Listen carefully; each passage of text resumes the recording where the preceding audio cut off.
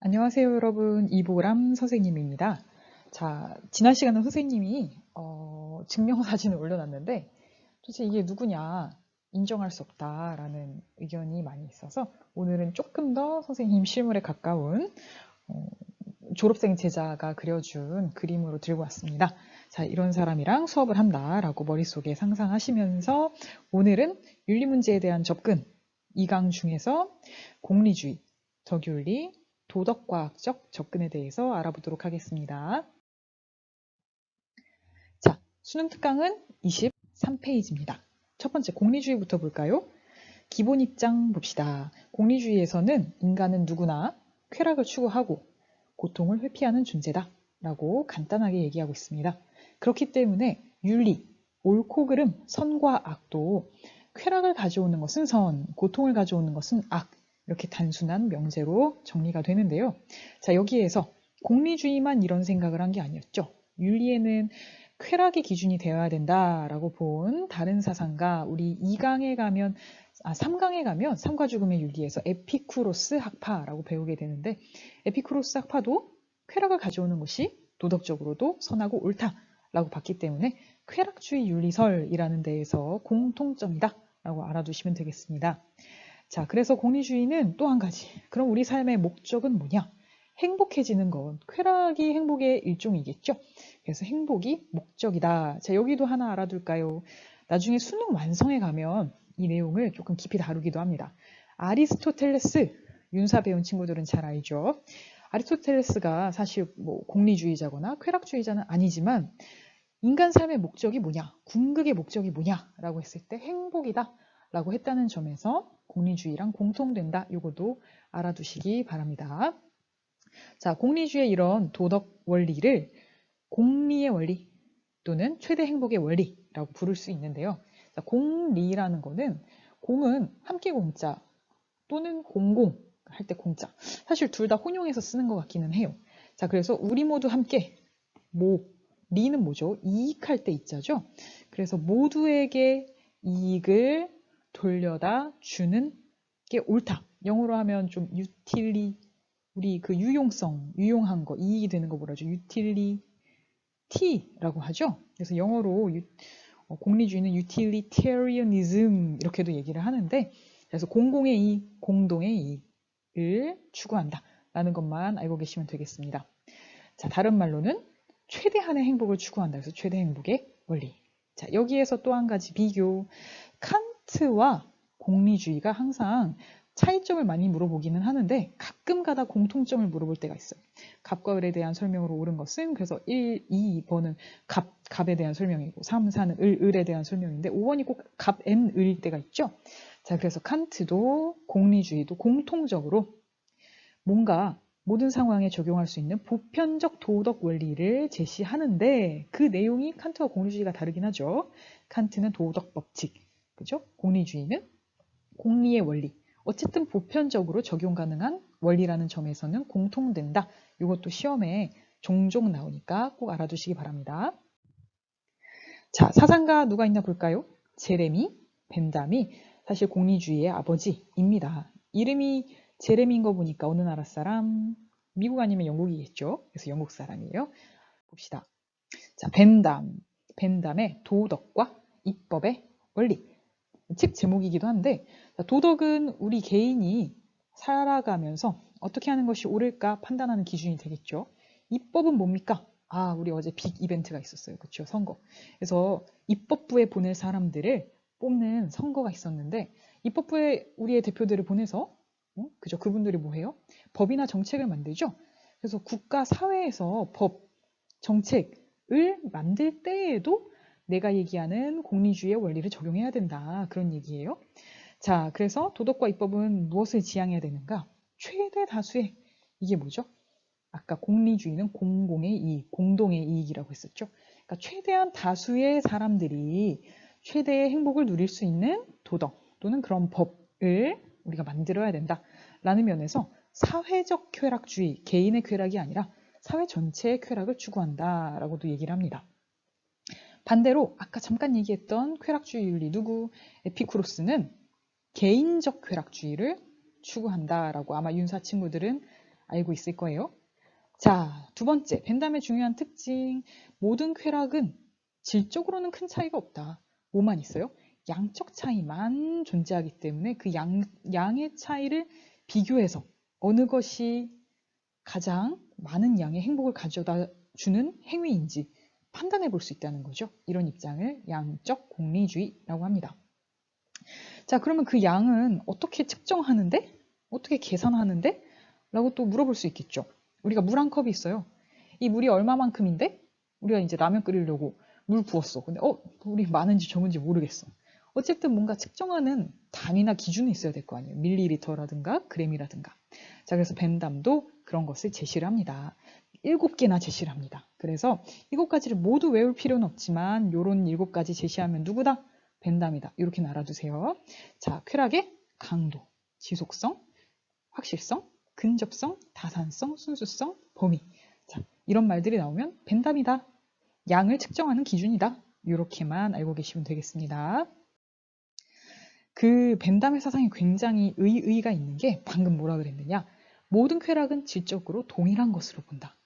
근데 이게 왜 중요하냐면 옛날에는 모든 사람의 쾌락이 같다고 보지 않았어요. 어떤 사람은 더 큰 쾌락을 누릴 권리가 있고 어떤 사람은 덜 권리가 있다고 그렇게 생각했었어요.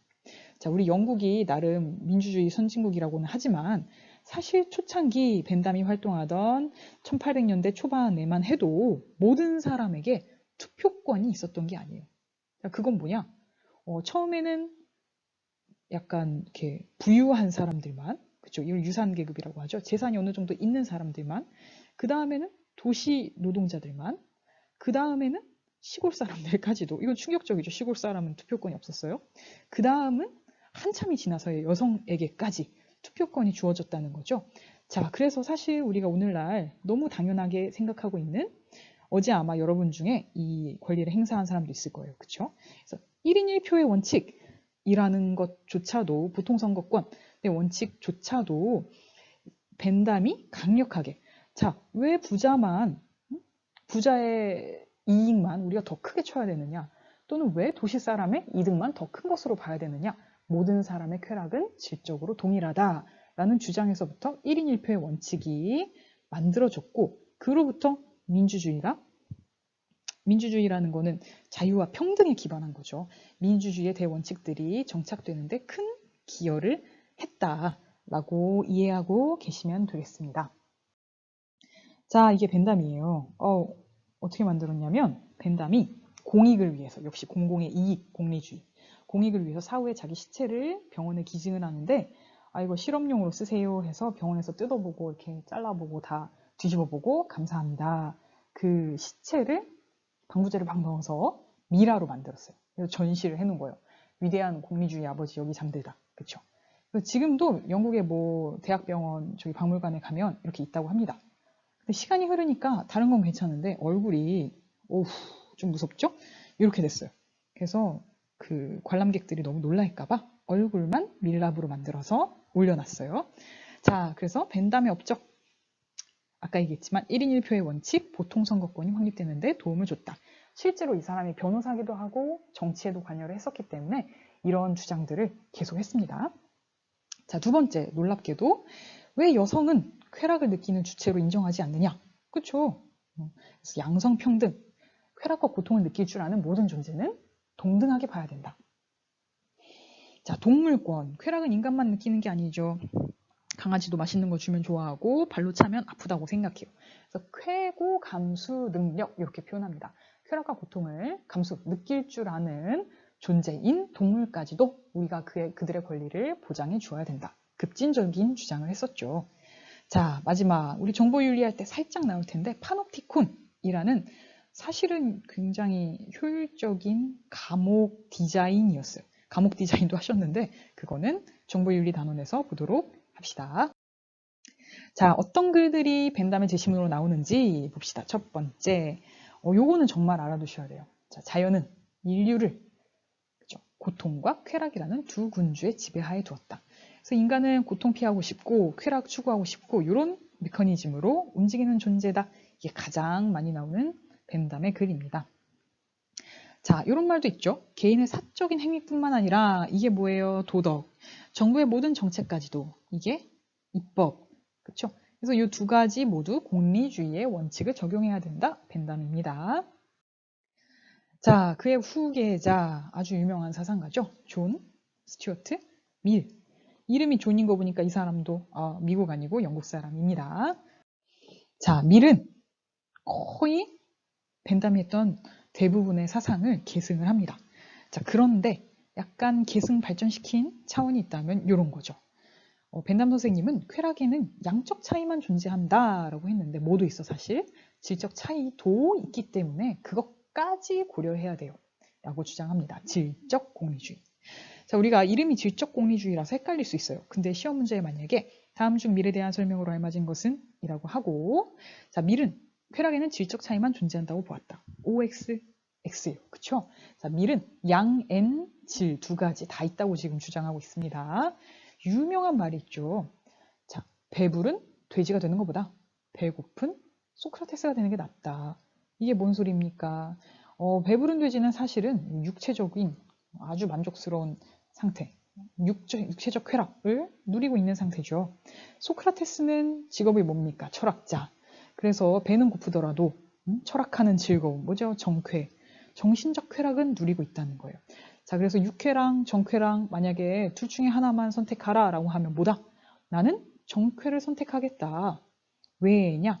정쾌가 질적으로 어떻다는 거예요? 우월하고 고상한 쾌락이기 때문이다. 그래서 인간은 누구나 질적으로 고상한 쾌락을 추구하기 마련이다. 라는 유명한 미래 주장입니다. 자, 이게 양과 질을 함께 고려한다는 게 아직 잘 머리 안 들어오는 친구들이 있을 것 같아요. 그래서 우리가 아주 관심 많은 내신 산출법을 기준으로 잠깐 설명할게요. 자, 여러분이 만약에 수학을 정말 못해. 그럴 수 있죠. 선생님도 그랬어요. 수학이 진짜 열심히 했는데 이번 학기 진짜 열심히 했는데 5등급 나왔어. 나름 만족해. 그죠? 그전에는 7등급이었어. 근데 생윤은 되게 잘해. 생윤이 날 살렸네. 그래서 생윤이 예를 들어서 2등급까지 나왔어. 와우. 자, 근데 그러면 생윤 2등급 맞았으니까 내 내신이 쭉쭉 올라가느냐? 꼭 그렇지는 않죠. 이게 올 3학년 어떻게 되는지는 모르겠는데 우리 내신 평균 등급 나 몇 등급이야 할 때 그거 어떻게 구해요? 여기다가 가중치를 둡니다. 단위수에 따라서. 그래서 수학은 뭐 중요한 과목이니까 일주일에 5번 듣는다 칩시다. 그럼 5의 가중치를 곱하고 생윤은 어떻게 해요? 3번밖에 안 들어. 3. 그러면 이게 뭐예요? 5 곱하기 5 뭐죠? 25. 3 뭐죠? 6. 더해보세요. 뭐 얼마 나오겠죠? 아마? 그럼 이걸 다시 단위수로 또 나누죠? 그게 내 내신이 되는 거예요. 근데 2등급이 안 나와. 2등급보다 적게 나오게 돼 있어. 그쵸? 참 안타까운 현실입니다. 근데 사실 여기 보면 우리 받은 5등급이다, 2등급이다 라고 하는 정량 반영이 되어 있죠. 자, 또 모두 반영되어 있습니까? 그 대학 입시에서 그들이 중요하다고 생각하는 질적인 차이, 수학이 생윤보다 질적으로 우월해, 고상해 라고 아마 저는 동의할 수 없지만 아니에요. 수학 중요한 과목이에요. 그렇죠? 그런 질적인 차이도 반영이 돼 있고 양적인 차이도 어쨌든 수량적으로 계산이 되게 돼 있어요. 그렇죠? 그래서 이 양과 질을 동시에 고려한다라는 게 무슨 말인지 이해할 수 있을 것 같습니다. 자, 문제로 넘어갑시다. 수능 기본 문제 26쪽 7번 봅시다. 자, 다음 사상가 입장에서 문제 상황 A에게 할 조언은 자, 첫 번째 줄에 공리의 원리란 이렇게 돼 있죠. 그래서 공리의 원리란 무슨 주의자인 것 같아요? 공리주의자인 것 같습니다. 자, 어떤 행위가 관련 당사자들의 행복을 증가시키느냐 감소시키느냐에 따라서 행복을 촉진시키느냐 저해하느냐에 따라서 각 행위를 승인하거나 부인해야 되는 원리를 말한다. 이거는 그 행위가 옳다 그르다 다시 말해 도덕적으로 선하다 악하다 그 얘기를 하고 있는 거죠. 자, 내가 말하는 거는 개인의 사적 모든 행위 이거 뭐 도덕뿐만 아니라 개인 도덕, 정부의 모든 정책, 입법 이 사람 누구다? 벤담이구나 라고 생각하고 풀어봅시다. 자, 문제 상황 장기 기증 할까 말까. 1번 자신의 편리와 이익을 최우선적으로 고려해야 된다. 이익과 편리 이거 공리주의가 좋아하는 거 맞아요. 근데 어디가 문제죠? 자신이 아니라 어떻게? 사회, 전체. 아까 우리 공리 원리를 뭐라고 했어요? 최대 다수의 최대 행복이라고 했죠. 그래서 최대 다수의 편리와 이익을 고려해야 된다라고 해야 맞겠죠. 여기도 보니까 당사자들 모두를 지칭하고 있습니다. 자신이 땡. 2번. 최대한 많은 사람이 이게 무슨 말이에요? 최대 다수의 최대한의 이익을 이게 최대 행복 맞죠? 그래서 정답은 2번. 3번. 기부로 인한 이익을 따지지 않고 아니 이익을 공리주의는 따져야 하죠. 따져서 오직 선의지. 뒤에 말은 누구 주장이다? 칸트. 지난 시간. 자, 4번. 장기 기부로 인한 결과에 상관없이 우리 지난 시간에 공리주의와 의무론 비교하면서 뭐라 그랬어요? 의무론은 칸트였죠? 자, 공리주의는 결과론이라고도 부른다라고 얘기를 했었죠. 그러니까 결과에 상관이시 어떤 결과? 우리에게 행복과 쾌락을 가져다 주는 결과. 이렇게 해야 맞겠죠? 5번. 인간 존엄성 존중을 위해 유용성 증진과 무관이 아니라 유용성과 이익을 굉장히 따지죠. 아까 뭐라 했어요? 유용성의 원리 또는 유틸리테리언이즘이다. 이렇게 얘기했죠. 무관이 아니라 유관해야 맞는 말이 되겠습니다. 하나만 더. 실전 문제 6번 29쪽. 자, 쾌락과 고통을 평가할 때 고려할 것은 1번, 2번, 3번, 4번. 자, 그 다음에 5번, 6번, 7가지 기준. 이거 누구다? 벤담이 제시한 쾌락의 양을 계산하는 7가지 기준입니다. 자, 어떤 종류의 쾌락이 다른 종류의 쾌락보다 더 바람직하고 가치 있다. 이게 무슨 말이에요? 질적으로 고상하다 또는 질적으로 우월하다. 특히 뭐가? 정신적 쾌락이. 그래서 쾌락에도 질적 차이가 있다라고 했던 질적 공리주의 누구? 밀 되겠네요. 자, 그래서 벤담과 밀이 예 아니오를 제대로 넣은 사람은 봅시다. 1번. 쾌락을 주는 행위는 선하다. 고통을 주는 행위는 악하다. 이거 벤담이 이해, 밀도 이해가 되겠네요. 정답 1번. 아니 이렇게 허무하게 끝나면 안 되겠죠? 자, 2번. 도덕적 행위의 실천과 사회적 행복의 실현은 이거 뭐죠? 도덕은 사회적 행복, 다시 말해 최대 다수의 최대 행복, 최다최행과 관련이 있는가? 있죠. 자, 우리 공리주의가 뭐라고 합니까? 최다최행을 가져오는 것이 도덕적으로도 옳다. 그쵸? 그래서 예라고 둘 다 해야만 하는 것 같아요. 이게 공리주의의 기본 입장. 자, 3번. 행위를 평가할 때는 동기보다 결과가 중요한가? 바로 앞문자에서 했었죠. 자, 동기를 강조하는 건 지난 시간에 누구? 칸트 같은 의무론자. 결과를 중시하는 건 누구? 공리주의자. 벤담밀 둘 다 공리주의자죠. 그래서 예. 4번. 도덕은 다른 목적을 위한 수단이 아니라 그 자체로 가치 있는가? 아니, 우리 첫 번째 슬라이드에서 뭐라 그랬어요? 공리주의는 도덕의 목적이 뭐다? 행복이다 라고 본다라고 했었죠. 사실 도덕은 행복을 위한 수단이에요. 그치? 수단이 아니라 그 자체, 그 자체로 선한 것 이거 어서 많이 들어본 얘기인데 얘는 칸트의 주장이고 공리주의는 도덕은 행복을 위한 수단으로 본다 라고 해서 아니요? 라고 해야 맞겠죠. 자, 5번 쾌락을 계산할 때는 양과 질을 함께 고려하자고 누구만? 밀만 주장할 것 같습니다. 그쵸? 자, 넘어갑시다. 자, 한 가지만 더. 지금까지 배운 벤담, 밀의 공리주의를 우리가 고전적 공리주의라고 해요. 옛날 거니까. 자, 근데 고전적 공리주의의 특징은 뭐다? 행위 하나하나가 공리의 원칙에 들어맞는지 안 맞는지를 그때 계산합니다. 예를 들어서 내가 오늘 아침에 지각했어. 들어갔더니 담임쌤이 뭐야 왜 늦었어?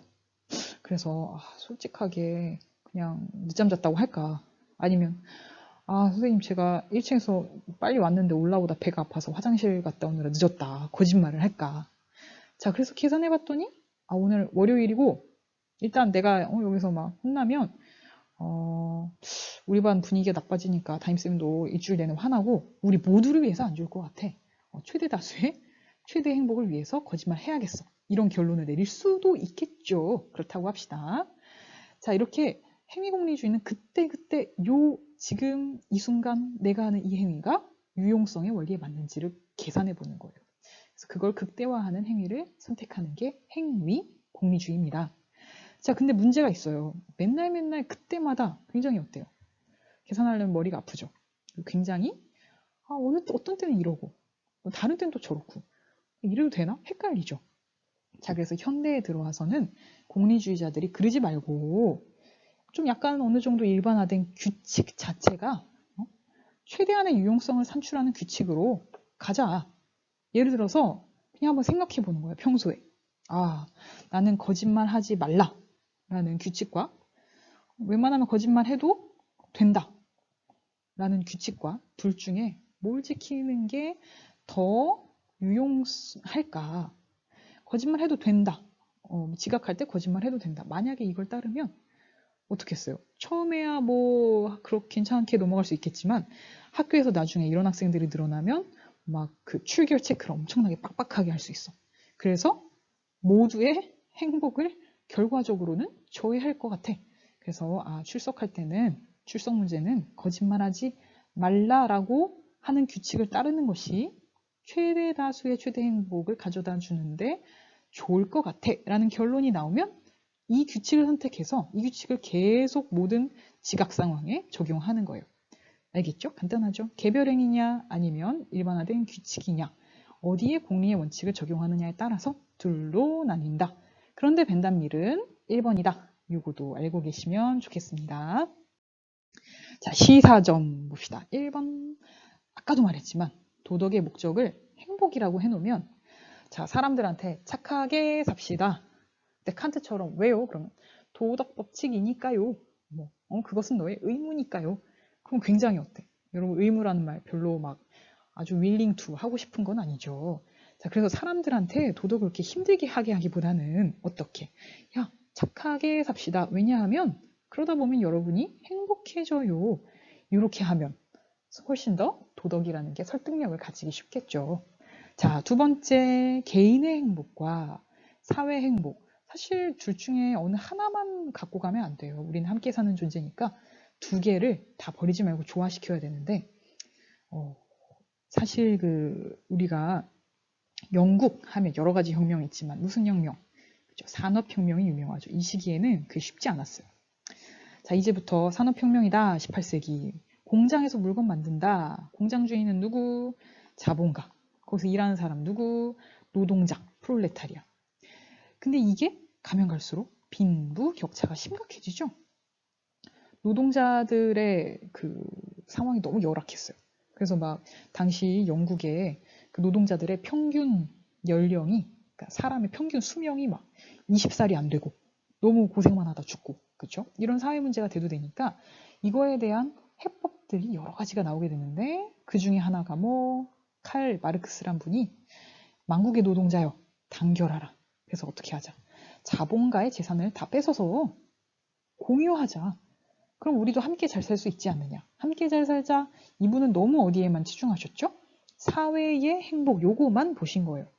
이 사회의 행복은 충족될 수 있겠지만 다수의 행복, 그죠? 다수, 노동자가 다수니까 뭐는 침해되죠? 개개인의 재산권, 자본가도 그거 땅 파서 나왔나요? 자기가 열심히 노력해서 일군 재산일 수도 있잖아요, 그죠? 그래서 개인의 행복을 너무 무시한다라는 비판을 듣기도 합니다. 자, 그 와중에 너무 혁명적이고 좀 그렇고 개개인의 행복도 인정을 하면서 어떤 식으로 1인 1표의 원칙에 따라 누구나 자신의 이익을 대변하는 그런 투표를 할 수 있는 거죠. 그리고 개인의 행복을 무시한 게 아니에요. 하면서 결과적으로는 우리 공리주의가 하는 게 결국은 투표. 우리 결정할 때 어떻게 해요? 그 다음에 다수결의 원칙. 결국은 공리주의가 최다 최행이라고 하는 건 다수결의 원칙을 지지하고 있는 거죠. 결국은 다수에게 이익이 되는 결과 쪽으로 법이나 정책을 만드는 것이 이런 사회 문제를 해결하는 데 그나마 도움이 되겠다라고 공리주의 사상가들 벤담밀이 많이 얘기를 합니다. 자, 그래서 결국은 여러 가지 해법 중에 개인 행복과 사회 행복을 양립 가능하고 조화시키려고 했던 시도 중에 하나가 공리주의다라고 알고 계시면 되겠습니다. 자, 마지막 공리주의의 좋은 점은 우리 학급회의 하다가도 야, 우리 이번에 지각비 거둔 걸로 뭐 먹을까? 한참 토론하다가 결론이 안 나오면 뭐 하면 돼요? 손들어서 다수결에 붙이면 돼요. 그래서 융통성 있게 현실적으로 가장 좋은 대안, 최선의 대안을 도출하는데 빠르고 쉽다라는 점도 시사점입니다. 자, 지금까지 우리는 어떤 행위가 도덕적인가에 대해서 얘기했어요. 누가? 근데 칸트 같은 의무론, 공리주의는 그렇게 물어봤었죠. 그래서 칸트는 도덕 법칙에 맞는 도덕 법칙에 따르고자 하는 동기에서 비롯된 행위만 도덕적이야. 공리주의는요, 최다 최행의 결과를 가져다 주는 행위가 도덕적이야. 이렇게 얘기를 했었죠. 자, 그런데 현대 20세기에 들어와서 질문이 바뀌었어요. 행위가 아니라 사람. 어떤 사람이 도덕적인 사람인가? 자, 그게 바로 덕윤리입니다. 원래 덕윤리는 옛날부터 있었어요. 아리스토텔레스가 덕을 좋아했거든요. 자, 그런데 20세기에 맥킨타이어라는 학자가 재발굴했다. 자, 왜냐? 우리가 미국에 선생님도 한 몇 번 안 가봤지만 가면은 그 차 뒤에 범퍼 스티커에 이런 게 많이 붙어 있다고 합니다. WWJD, What would Jesus do? 원래 운전하다 보면 많이 싸워요. 막 사소한 걸로 시비 붙고 막 빵빵하고 막 그 상향등 하이라이트 깜빡깜빡하면서 눈부시게 하고 막 잘 싸우거든요. 자, 그렇게 화가 나고 죄송합니다. 화가 날 때 한번 이렇게 생각해 보라는 거죠. 만약 지저스라면 어떻게 하셨을까? 그래서 여러분 아무리 화가 나도 지저스라면 어떻게 하셨을까를 생각해 보시고 뭐 이렇게 운전을 험하게 하지 마십시오. 이런 주의를 주는 스티커가 많이 있다고 합니다. 자, 우리나라 버전으로 치면 뭐냐? 우리 어렸을 때 뭐 많이 읽었어요? 위인전 많이 읽고 자랐죠? 자, 그래서 세종대왕 같은 분 되시라고. 유관순 누나라면 어떻게 하셨을까? 세종대왕이라면 어떻게 하셨을까? 생각해보고 너도 그런 사람이 되라는 거예요. 자, 이런 식으로 덕윤리는 야, 너 이때 이렇게 해야 돼. 저때 저렇게 해야 돼를 가르치기보다 야, 훌륭한 위인들, 훌륭하신 사람들, 성인들이라면 어떻게 하셨을까? 이런 롤모델, 역할, 그죠? 그리고 그 사람, 훌륭한 사람들이 가진 덕성, 인품, 이거에 감화되는 것이 도덕을 실천하고 도덕적인 사람이 되는데 훨씬 효과적이다. 이렇게 봤다는 거죠. 자, 표로 정리하면서 의무론과 공리주의와 비교하면서 특징 정리하겠습니다. 첫 번째, 의무론 공리주의 아까 얘기했지만 행위, 어떤 행위냐를 봤다면 덕윤리는 행위하는 사람, 행위자를 강조합니다. 자, 의무론 공리주의가 사실은 이성적으로 어떤 판단을 내려서 이 중에서 어떤 행동을 해야 도덕적인가? 요거에 관심이 많다면 덕윤리는 아무리 우리가 앉아서 머리, 이성, 짱구를 굴리더라도 결국은 나란 사람이 어떤 성품을 가지게 되는가가 중요하다는 거예요. 그 성품 중에 뭐 유덕한, 이 말은 덕이 있는 품성, 덕이 있는 인성을 가지는 게 중요하다. 자, 이걸 설명하기 위해서 아리스토텔레스라는 철학자가 이런 얘기를 합니다. 자, 덕이라는 건 어떻게 하면 우리한테 생기는 거냐? 해봐야 된다. 우리 정주영님의 유명한 말씀이 있으시죠?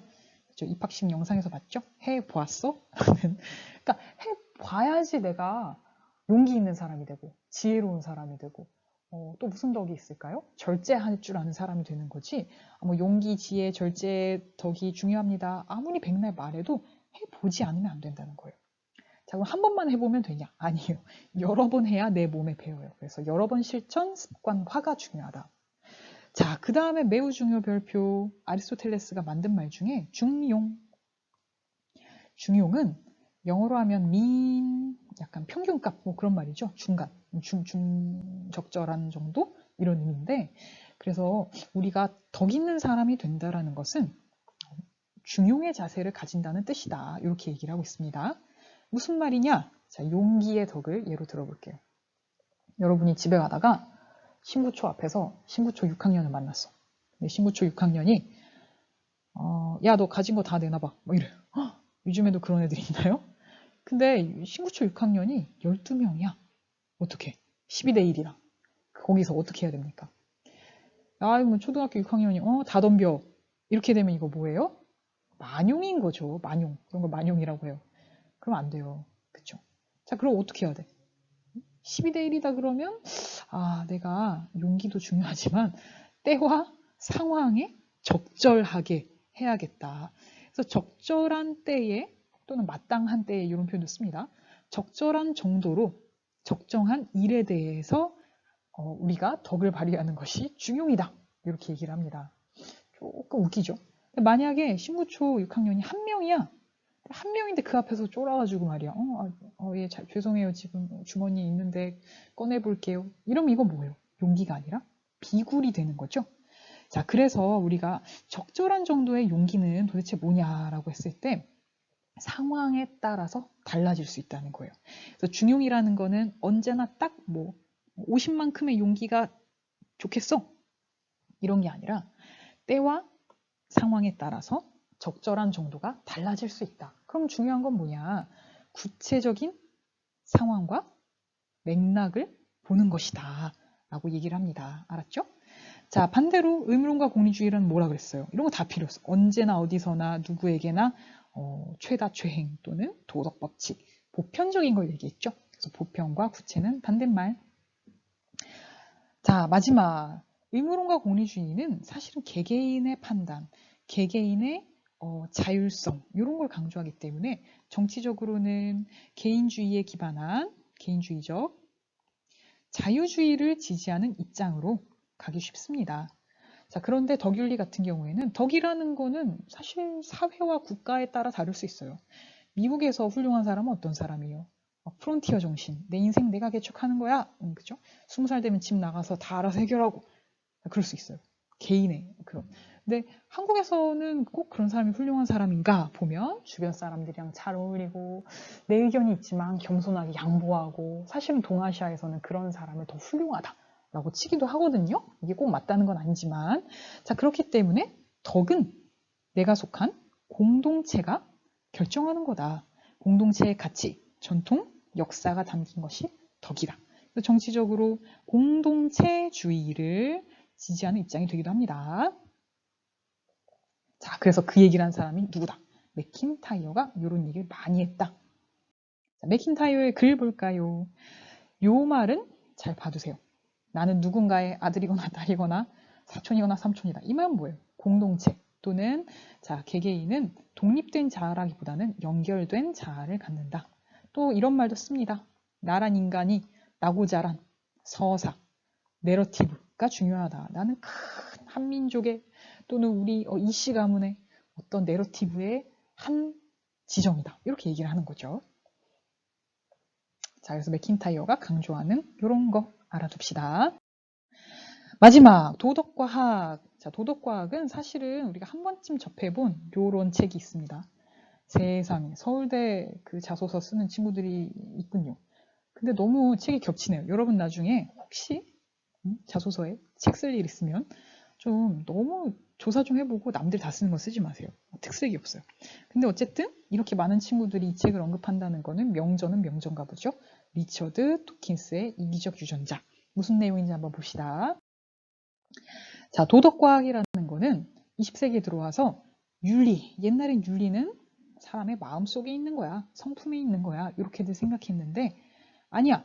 윤리도 결국은 과학적으로 우리가 입증할 수 있는 뭐 예를 들면 우리 그런 말들을 하잖아요. 너가 왜 연애 초기에는 미안합니다. 그 연애 얘기해서 네. 연애 초기에는 우리가 굉장히 어때요? 불타올라요. 그게 한 몇 개월 가죠? 3개월 가요. 3개월 뒤에는 약간 짜게 식는 경우가 많죠. 왜 그런가를 과학자들이 연구를 해봤더니 사실 인간이 이성을 만났을 때 초반 한 3개월까지는 호르몬이 뭔가 뭐 도파민 이런 거를 이렇게 뿜뿜하게 하는 그런 호르몬이 막 나온대요. 그게 딱 나오는 시기가 한 3개월 정도래. 그래서 그렇대. 결국 사랑이라는 아름다운 가치도 뭐야? 우리는 딱 호르몬의 노예였던 거야. 우리는 그냥 역시 동물이었어. 이런 식으로도 얘기하기도 하죠. 윤리도 그렇다는 거예요. 자, 윤리도 왜 우리가 도덕적인 행동을 하게 되는가? 과학적으로, 생물학적으로 파악을 해봤더니 자, 옛날에 어떤 철도 노동자가 미국에서 철도를 놓느라 이렇게 폭탄을 빵 터뜨렸는데 바위 같은 거 무섭겠죠? 그만 폭발 사고로 이렇게 거기서 쇠파이프가 이분의 오른쪽 뇌를 관통해서 눈을 관통해서 이렇게 막 뇌를 뚫고 나와버렸어. 그래서 급하게 수술을 해서 이 파이프를 제거를 했더니 이분이 이제 살게 되긴 했는데, 근데 문제는 성격이 변한 거예요. 그 전에 막 다정다감하고 파리 한 마리도 못 죽이는 분이었는데 막 화내고 폭력적이야. 왜 그럴까? 과학자들이 연구를 해봤더니 전두엽에 우리 인간의 성품, 어떻게 보면 도덕적 성품이죠. 이런 걸 관장하는 부분이 있는데 거기를 다쳤더라. 자, 그래서 기술이 더 발달한 다음에는 인간이 어떻게 도덕적인 선량한 판단을 하게 되느냐, 그거 다 MRI에 찍어보면 다 나와. 그죠? 이렇게 주장을 하는 걸 뭐다? 신경윤리학이라고 한다. 자, 넘어가서 진화심리학 잠깐 볼까요? 우리 리처드 돈키스의 뭐였어요, 아까? 이기적 유전자. 그 책에 보면, 자, 인간이 도덕적인, 이타적인 행동을 하는 이유는 다 뭐다? 자연 선택, 진화 때문이다. 자, 왜?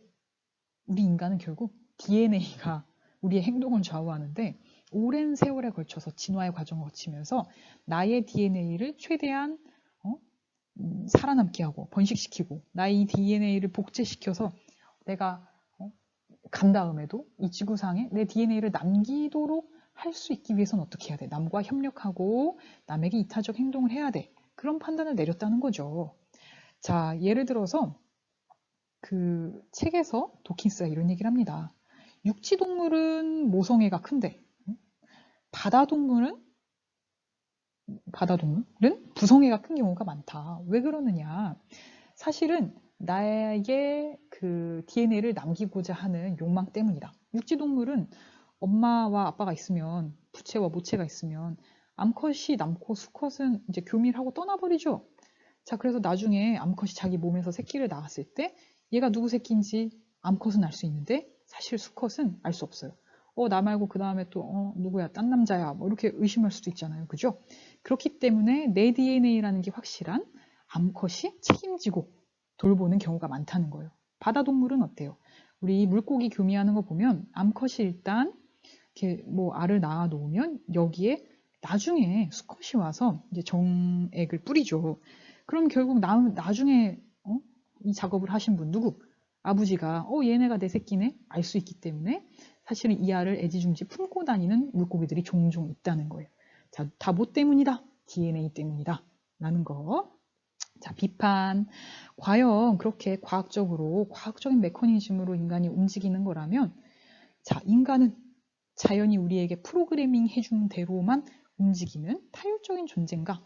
과연 도덕이 그런 건가? 이런 비판도 나옵니다. 막간을 이용해서 여러분 빨리 끝내고 싶겠지만 훌륭한 소설이라 한번 추천해 볼게요. 앤서니 버지스의 시계 태워 오렌지라는 소설인데 얘가 이제 비행 청소년이에요. 이름 까먹었네.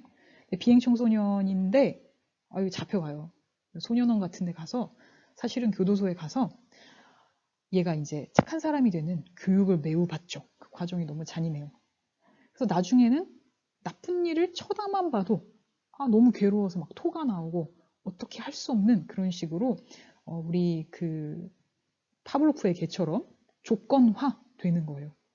그래서 나중에 이제 풀려나와서 훈방됐을 때 결국은 자기의 자유의지 때문이 아니라 프로그래밍 된 대로, 교도소에서 프로그래밍 된 대로 착한 일을 할 수밖에 없는 존재가 되는데 과연 이것이 도덕이냐라는 질문을 던지는 심오한 아주 훌륭한 작품입니다. 나중에 한번 심심할 때 읽어보시기 바랍니다. 자, 문제를 미안합니다. 풀고 갑시다. 수능 기본 문제 25쪽 3번. 갑. 인간이 이타적으로 행위하는 것은 자, 자기 생존과 번식 유전자 이거 누구다? 리처드 도킨스. 아까 얘기한 진화 생물학의 관점이 되겠네요. 진화 생물학이 아니라 진화 윤리학이죠. 자, 두 번째. 인간이 이타적으로 행위하는 것은 자기와 타인에게 옳은 것이라는 자율. 여기선 인간은 자율적 존재야. 너처럼 자연과학만으로 설명하면 안 돼. 이렇게 비판하는 입장이네요. 인간의 자율성 강조. 자, 그래서 갑의 입장에 대해 을이 이거 어디서 어디인지 봐야 돼요. 을이 제기하는 비판은 1번. 이타적 행위는 생물학적 적응의 산물임을 갑은 간과가 아니라 매우 주장하고 있죠. 자, 2번. 당위의 영역을 사실의 차원에서 당위는 뭐죠? 도덕. 사실은 뭐죠? 자연과학. 자연과학이 다루는 게 사실이죠. 그래서 자연과학의 입장에서 도덕을 접근해야 될 필요가 있음을 갑이 지금 주장하고 있죠. 자, 3번. 개인의 주관적 도덕 판단은 과학을 통해 객관성을 획득함을. 자, 이것도 방금이랑 똑같아요. 도덕은 자연 과학을 통해 입증된다라고 누가 이미 갑이 주장하고 있습니다. 자, 4번. 인간의 특성이나 윤리 문제를 철학적 방법으로 이해하는 것이 불가능함을 간과하고 있어. 자, 그래서 사실은 인간의 특성이나 윤리 문제를 철학적 방법으로 이해해야 한다라고 누가? 이거 을이 주장하는 바죠. 그래서 을이 이해해야 한다라고 해야지 그것은 불가능하다라고 하면 안 되는 거예요. 그래서 을이 할 수 없는 비판이 되겠습니다. 자, 5번. 인간의 도덕성을 자연 선택의 결과로 간주하면 인간의 자율성이 훼손될 수 있어가 지금 여기서 하는 말이랑 딱 맞죠. 그쵸? 그래서 의리할 수 있는 비판 5번. 자, 마지막 추천 도서입니다. 그래서 도덕이라는 게 그냥 아주 오랜 옛날에 철학자들이 하는 공자왈, 맹자왈 좋은 말씀만 있는 게 아니라 진화심리학 또는 뭐 신경과학 또는 뭐 심리학, 그냥 일반 심리학에서도 굉장히 왜 인간은 그런 행위를 하는가에 대한 재밌는 설명들이 많이 있어요. 또는 정치 철학, 그죠? 자, 그래서 여러 가지 측면에서 옳음, 도덕이라는 거를 설명한 책입니다. 바른 마음, 되게 좋은 책인데 우리 학교 도서관에도 있으니까 관심 있는 친구들 보시고, 자, 여러분 온라인 계약이지만 열심히 하고 있으리라 믿습니다. 혹시 강의 듣고 수업 듣고 궁금한 점 있으면 여러분 출석 체크할 때 거기에 댓글로 질문도 달아주시면 선생님들이 답변 달아드리겠습니다. 오늘 너무 수고하셨습니다.